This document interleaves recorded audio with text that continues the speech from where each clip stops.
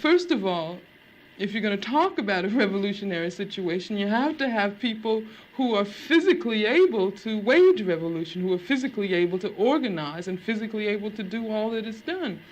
Yeah, but the question is more, how do you get there? Do you get there by confrontation, violence? Oh, is that the question you were asking? Yeah. See, that's another thing. When you talk about a revolution, most people think violence, without realizing that the real content of any kind of revolutionary thrust lies in the principles and the goals that you're striving for, not in the way you reach them. On the other hand, because of the way this society is organized, because of the violence that exists on the surface everywhere, you have to expect that there are going to be such explosions. You have to expect things like that as reactions.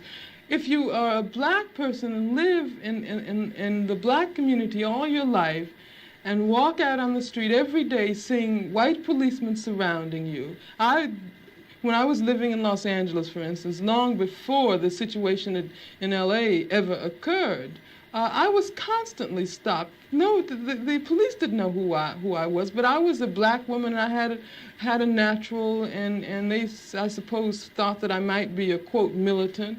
And when you live under a situation like that constantly, and then you ask me, you know, whether I approve of violence. I mean, that just doesn't make any sense at all.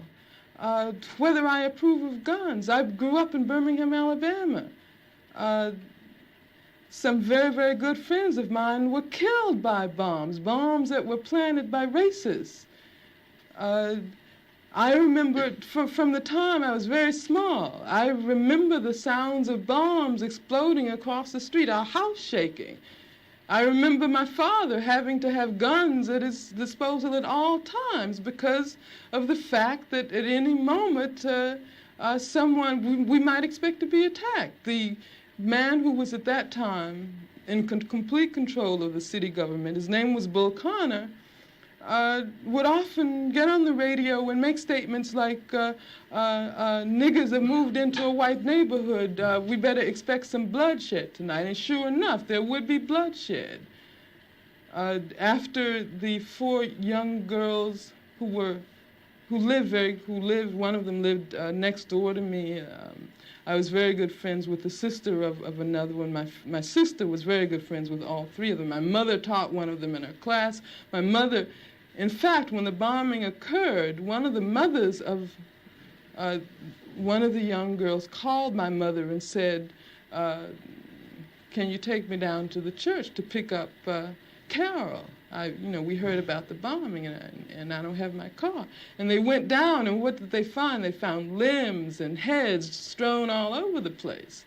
And then after that, in my neighborhood, all of the men organized themselves into an armed patrol. They had to take their guns and patrol our community every night because they did not want that to happen again. I mean, that's why when someone asks me about violence, I just find it incredible. Because what it means is that the person who's asking that question has absolutely no idea what black people have gone through, what black people have experienced in this country since the time the first black person was kidnapped from the shores of Africa.